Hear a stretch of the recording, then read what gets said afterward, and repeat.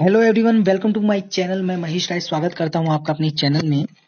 तो ये जुलाई 2016 का तीसरा प्रश्न पत्र है और हमने 30 क्वेश्चन पढ़ लिए हैं।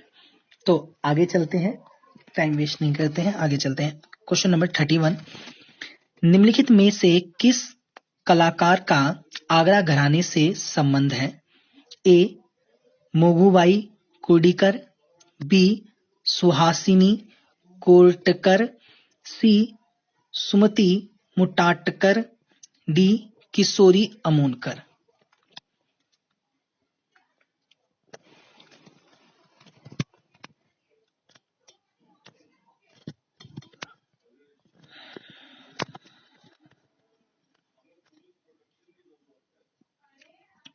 तो इसका सही आंसर है सी सुमति मुटाटकर आगरा घराने की कलाकार है। ठीक है, आइए पढ़ते हैं।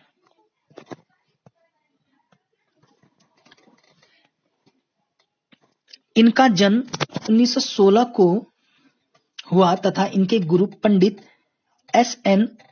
रतनजनकर थे।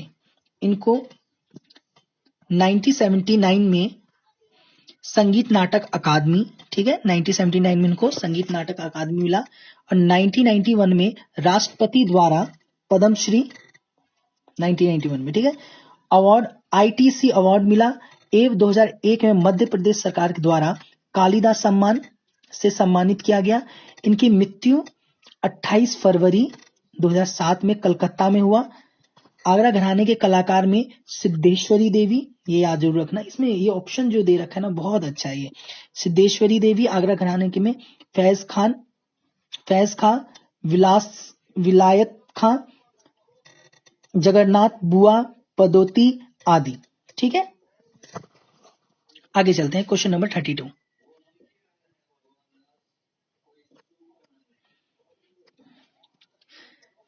वाद्य यंत्रों के उद्गम और विकास के अनुसार सही क्रम चुनिए। A surbahar sitar been, B been surbahar sitar, C sitar been surbahar, D surbahar been sitar.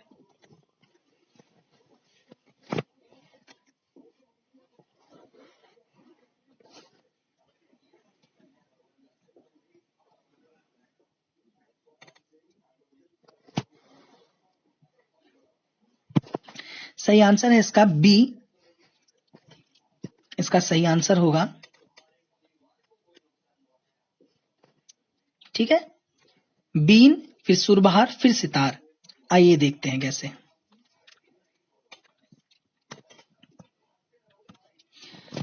वाद्य यंत्रों के उद्गम में सही क्रम बीन सुरबहार सितार है। ठीक है, वीणा मतलब बीन। प्राचीन तथा मध्यकालीन संस्कृत साहित्य में वीणा शब्द का प्रयोग तत् या तंतुवाद्य के लिए किया जाता रहा है। बीन पर जो वादन होता है उसको आलाप, जोड़ तथा गत कहते हैं। क्या होता है? बीन पर जो वादन होता है उसको आलाप, जोड़, गत कहते हैं। सुरबहार यह आकार प्रकार में सितार के समान है। इसमें 8 तार होते हैं जो म सा प मंद सा मंद प सा सा साप तार में मिलाए जाते हैं। इसको कोण या मिजराब से बजाया जाता है। ठीक है, इसके आविष्कार हैं गुलाम मोहम्मद को माना जाता है। इनका आविष्कारक कौन है? तो गुलाम मोहम्मद को माना जाता है सुरबहार का। ठीक है, आप ना एक नोटबुक अपने पास रखें और उसमें जैसी आपको लगे ये चीज इंपॉर्टेंट है तो वो आप नोट डाउन कर लें। जैसे आपको यहाँ इसमें समझ गया आपकी इसको कैसे मिलाया जाता है तो आप सुरबहार को मिलाने का ये चीज, हाँ, इसको इसके आविष्कारक कौन है सुरबहार के, तो ऐसे लिख लिया आपने और लिख दीजिए वहां पे गुलाम मोहम्मद। ऐसे करके आपका एक नोट्स भी तैयार होगा। तो ऐसे आप जरूर करें, इससे आपका एक नोट्स तैयार होगा। और जब भी हम ना कोई जब हम वीडियोस क्लासेस करते हैं और इस तरीके से लिख के रखते हैं तो वो सेट हो जाता है माइंड में। क्वेश्चन नंबर 33, अमान अली खां किस घराने से संबंधित हैं? ए शाम 84, बी भिंडी बाजार, सी खुर्जा, डी अतरौली।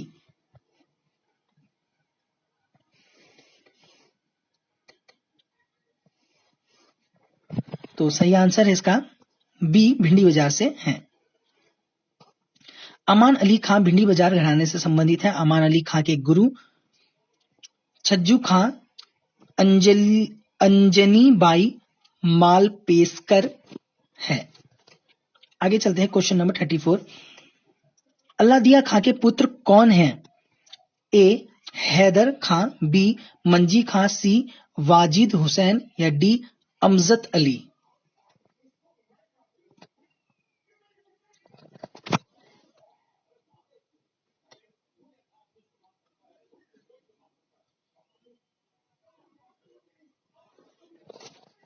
सही आंसर है इसका बी, मंजी खां। ठीक है, अब जैसे ये आपको पता चला तो इसे नोट डाउन कर लीजिए। अल्लादिया खां के पुत्र मंजी खां हैं। अल्लादिया खान 1864 से 1946 तक ईसवी राजस्थान के निवासी थे। ठीक है, इनका जन्म अतरौली अलीगढ़ के निवासी रब्जा अहमद के यहाँ हुआ। इनके पूर्वज ध्रुपद धमार गाते थे। मुबारक अली से प्रभावित होने के कारण अल्लादिया खां ने अपनी नवनिर्मित गायकी को जयपुर घराने का नाम दिया।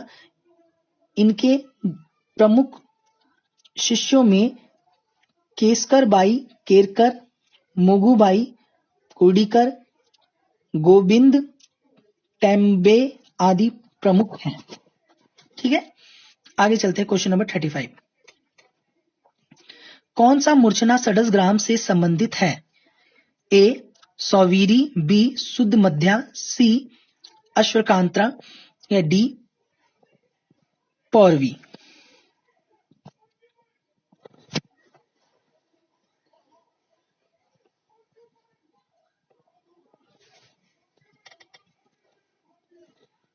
तो इसका सही आंसर है सी अश्वक्रांता। षड्ज ग्राम से कौन है? तो अश्वक्रांता।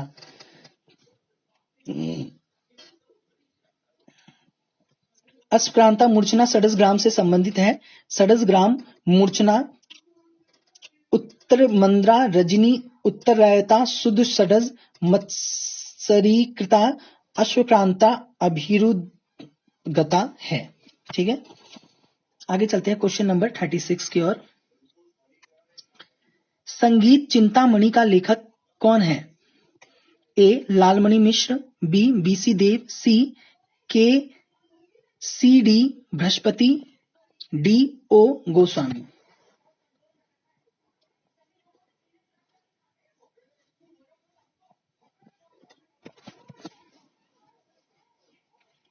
तो इसका सही आंसर है सी के सी डी बृहस्पति इसके लेखक हैं। ठीक है, मैं इसको एक बार दोबारा चेक करूंगा क्योंकि मुझे इसमें थोड़ा सा वो हो रहा है, डाउट हो रहा है। संगीत चिंतामणि के लेखक कौन है? इनके बताया गया है सी के सी डी बृहस्पति। संगीत चिंतामणि के लेखक के सी डी बृहस्पति हैं। A story of Indian music के लेखक ओ गोस्वामी हैं। ठीक है, बाकी दिया हुआ है तो सही होगा, लेकिन मैं एक बार दोबारा इसको चेक करूंगा।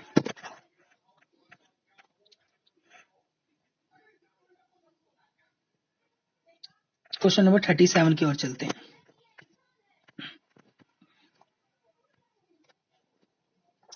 निम्नलिखित स्वर समुदाय किस राग के हैं?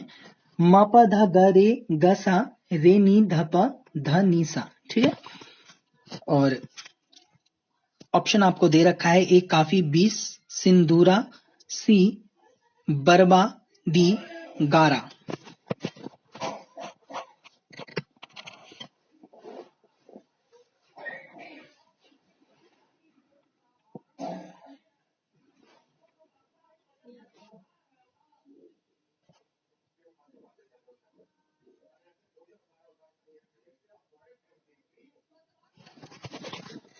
सही आंसर है इसका सी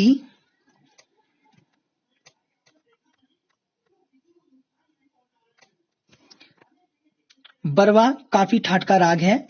जाति साड़ा संपूर्ण वादी रे संवादी प आरोह में रे वर्जित है। गायन समय दिन का दूसरा पहर है और ये राग मुझे नहीं आता है। आगे चलते हैं क्वेश्चन नंबर 38। ना ही मैंने इस राग को सुना कभी, पर ना ही मैं इस राग को जानता हूं। क्वेश्चन नंबर 38, निम्नलिखित में से कौन सा युग्म सुमलित नहीं है? ए अब्दुल करीम खां, सुरेश, मतलब कि कौन सा सुमलित नहीं है इनमें से, ठीक है। तो आपके ऑप्शन दे रखे हैं, अब्दुल करीम खां के साथ है सुरेश बाबू माने, बी विलायत खां के साथ साजिद परवेज, सी महबूब खां के साथ है अता हुसैन खां, और डी रहीम सेन के साथ है अमृत सेन।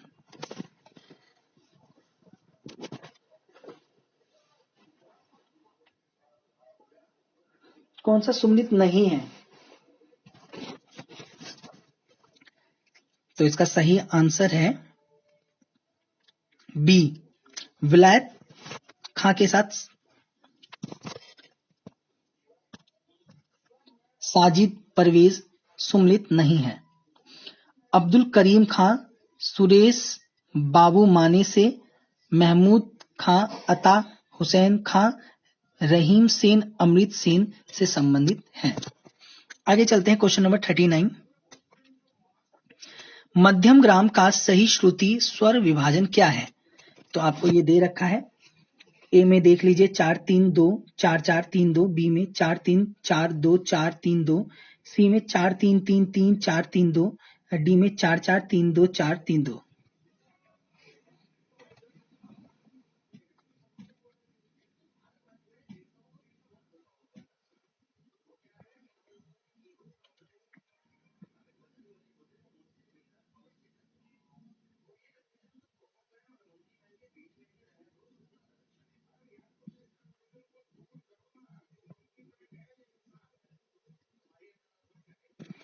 सही आंसर है इसका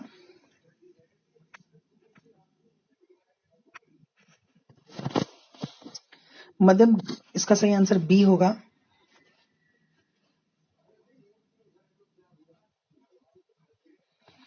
4-3-4-2 4-3-2। मध्यम ग्राम में 7 स्वर क्रमशः 432 4-3-2 श्रुतियों के होंगे। मध्यम ग्राम में पंचम एक श्रुति कम हो जाता है तथा दैवत एक श्रुति बढ़ जाता है, अंत पंचम त्रिश्रुतिक हो जाता है, ठीक है। अच्छा 1-2-3, तो ये हो जाएगा सा, ये रे, ये ग, ये म, ये प, ठीक है। तो मध्यम ग्राम में क्या होता है, जैसे ये हो जाएगा हमारा षडज ग्राम, ठीक है। ये हमारा षडज ग्राम है, ये हमारा मध्यम ग्राम है, ठीक है। इसमें इन दोनों में बस इतना ही फर्क है कि जैसे ये 432 है, एक बार मैं आपको बता देता हूँ। 432 ये है, ये सा, ये रे, ये ग, ये म, ये प, ये ध, ये नी, ठीक है। सेम ऐसा ही रहता है, बस यहाँ पे ये 3 है, ये इधर आ जाएगा, 4 इधर आ जाएगा, 2 का 2 रहेगा, नी का नी। अब सेम आप 432 4, ठीक है। तो ये हो जाएगा का मध्यम ग्राम। इसमें क्या किया गया है कि जो आपका जो ये है, आप सारना चतुर्सी वो देखेंगे तो आपको समझ में आ जाएगा।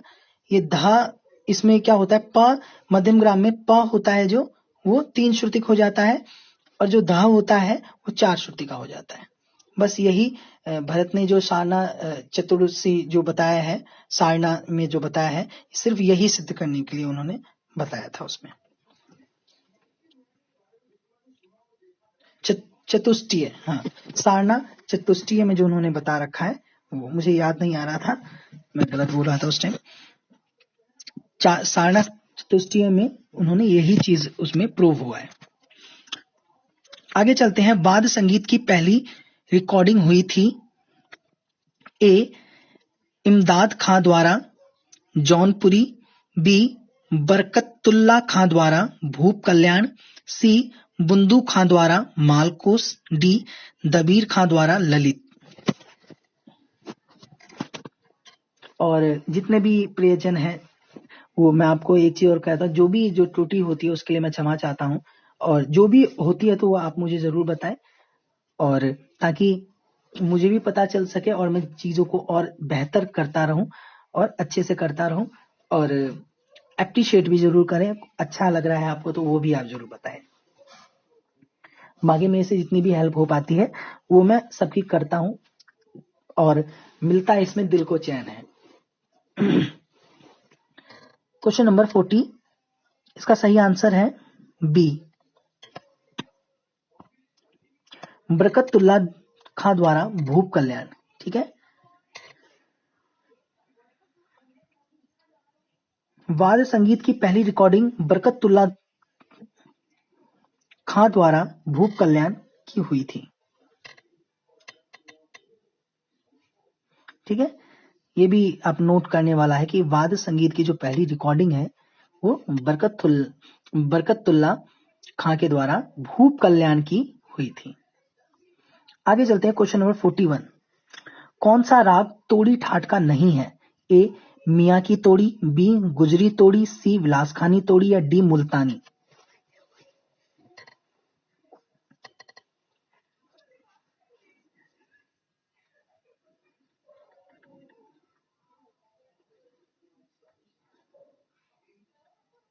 तो इसका सही आंसर है सी, विलासखानी तोड़ी। जो विलासखानी तोड़ी है वो तोड़ी ठाट का नहीं है। विलासखानी तोड़ी जो है वो भैरवी ठाट का है। अगर आपने एमए में ये सिलेबस था, जाति साड़व संपूर्ण वादी, ध संवादी ग दोनों ही कोमल, न्यास के स्वर ग कोमल प ध, गायन समय दिन का दूसरा पहर है, संप्रकृति राग भैरव भैरवी है। ठीक है, क्वेश्चन नंबर 42, अब यहां पे रेनीसा मग रेसा स्वर, यह स्वर समुदाय किस समूह में समान है? ठीक है, 2 मिनट, समान है। तो बागेश्वरी तथा दरबारी कांधरा, बागेश्वरी तथा जौनपुरी, बागेश्वरी तथा भीमपलासी, बागेश्वरी तथा पठदीप।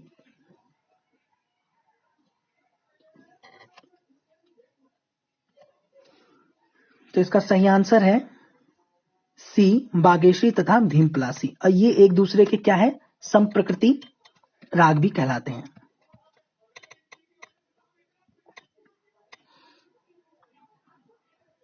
रेनीसा मगरेसा स्वर समूह बागेश्वरी तथा भीमपलासी के समान है। अब बागेश्वरी के बारे में देखते हैं। ये काफी ठाट का राग है, जाति इसकी औड़व वक्र संपूर्ण है। ठीक है, क्योंकि इसमें वक्र इसलिए हो जाता है क्योंकि इसमें प जो लगाया जाता है, इसमें औड़व वक्र संपूर्ण, वादी म संवादी सा, न्यास के स्वर सा म, गायन समय रात्रि का दूसरा प्रहर है, संप्रकृति राग रागेश्वरी है। ठीक है, इसका जो संप्रकृति राग है वो रागेश्वरी है, इसका बागेश्वरी है। ठीक है, बागेश्वरी का क्या होगा? संप्रकृति राग रागेश्वरी। और इसमें जो ये बता रखा है इसकी जाति, तो इसकी जाति कहीं कहीं पे देखने को औड़व साड़व भी मिलता है, यहाँ पे औड़व वक्र संपूर्ण दे रखा है। ठीक है, भीमपलासी में काफी ठाट का राग है, जाति औड़व संपूर्ण, वादी म संवादी सा, न्यास के स्वर सा म प, गायन समय दिन का तीसरा प्रहर, संप्रकृति राग है इसका बागेश्वरी। ठीक है, आगे चलते हैं। क्वेश्चन नंबर कितना होगा? 42। क्वेश्चन नंबर 43 की ओर चलते हैं।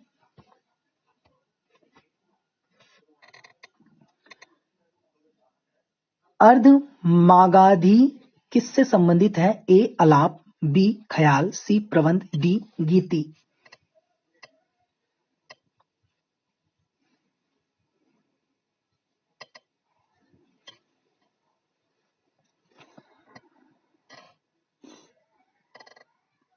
तो इसका सही आंसर है डी।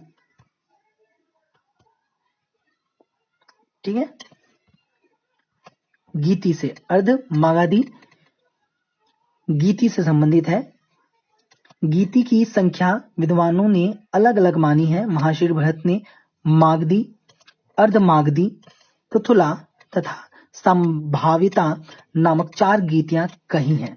यह चारों गीतियां पद तथा ताल के अनुसार बांटी थी। सारंगदेव ने 5 मानी है। ठीक है, आपको याद रखना है कि गीतियां कितनी होती हैं, तो 4 होती हैं। लेकिन पूछी जाए गीतियां कितनी होती है, तो 4 होती हैं। भरत ने कितनी मानी है, तो 4, और सारंगदेव ने कितनी मानी है, तो 5।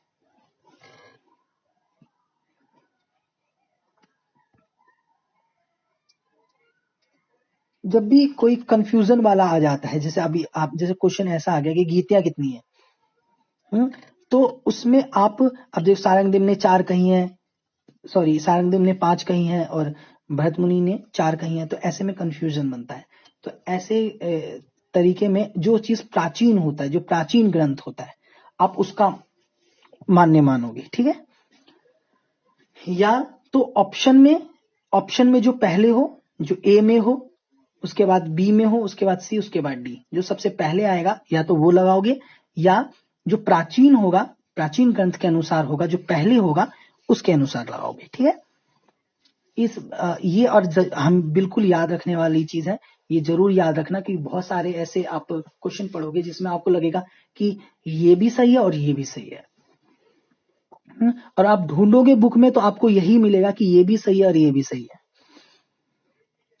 तो इसलिए जो चीज ज्यादा आप देखोगे कौन सा करीब है, तो वो आप लगाओगे। निम्नलिखित, अब क्वेश्चन नंबर 44, निम्नलिखित में से किस राग में अति कोमल गंधार का प्रयोग होता है? ए मियाँ की मल्हार, बी रामदासी मल्हार, सी अड़ाना, डी दरबारी कांगड़ा। तो इसका सही आंसर है डी दरबारी कांगड़ा।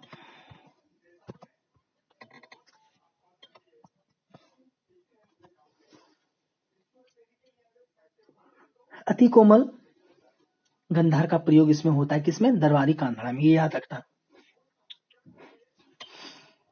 अब अति कोमल का मतलब क्या होता है? जैसे गंधार को जितनी भी श्रुतियां दी गई हैं,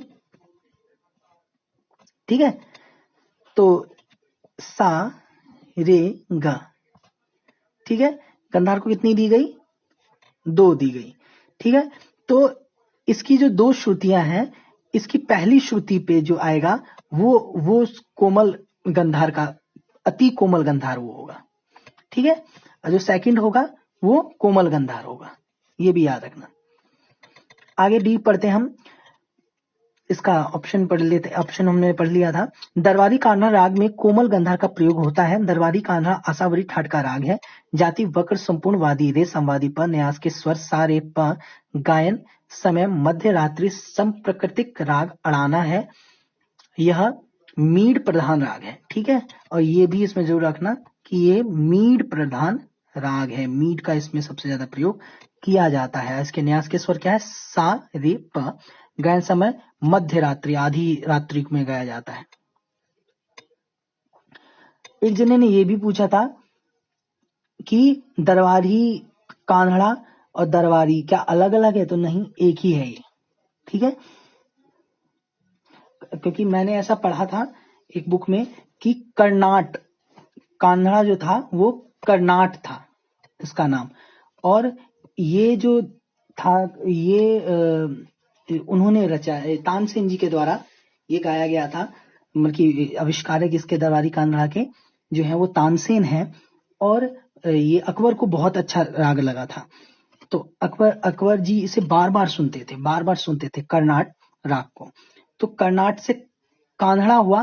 कर्नाट का मतलब कि धीरे धीरे होता है, जो चेंज होते होते वो कान्हा बना, और ये कर्नाटक इतना दरबार में गाया जाने लगा कि ये दरबारी बन गया। और इसी से इसका नाम दरबारी पड़ गया। तो इसको दरबारी भी लोग कहते हैं और कान्हा भी लोग कहते हैं। बाकी आप अपना भी मत बताना मुझे, आपने क्या पढ़ रखा है। क्वेश्चन नंबर 45, कौन सा राग माइनर स्केल के समान है? ए आसावरी, बी देश, सी काफी, डी कल्याण।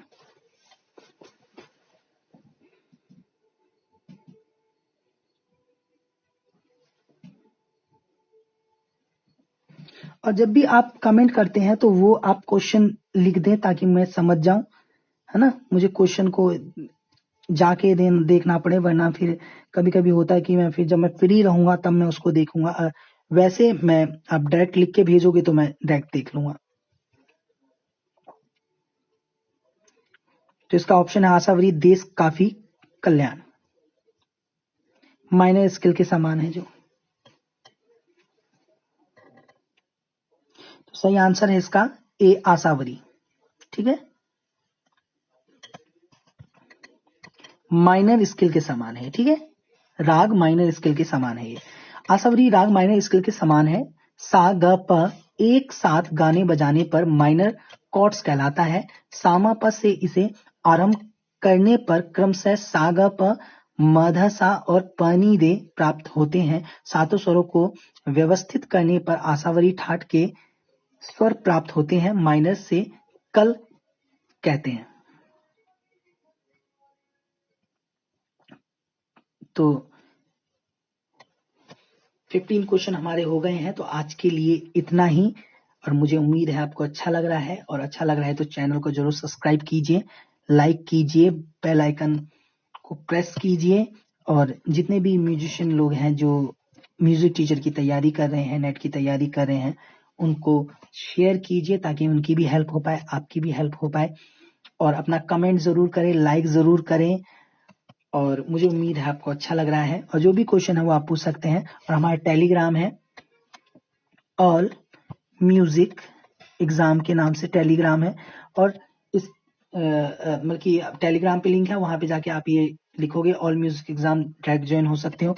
वरना डिस्क्रिप्शन में उसका लिंक दे रखा है मैंने, तो वहां से आप डायरेक्ट ज्वाइन हो सकते हो। बाकी डिस्क्रिप्शन में और भी बहुत सारे लिंक दे रखे हैं मैंने, जो पीछे मैंने जितनी भी क्लासेस करवा रखी हैं, वीडियो क्लासेस, तो उसमें आप देख सकते हैं, वहां पे जाके आप देख सकते हैं। और मुझे उम्मीद है आपको अच्छा लग रहा है, तो चैनल को जरूर सब्सक्राइब करें। और आज के लिए इतना ही। Thank you everyone. जय हिंद, जय भारत।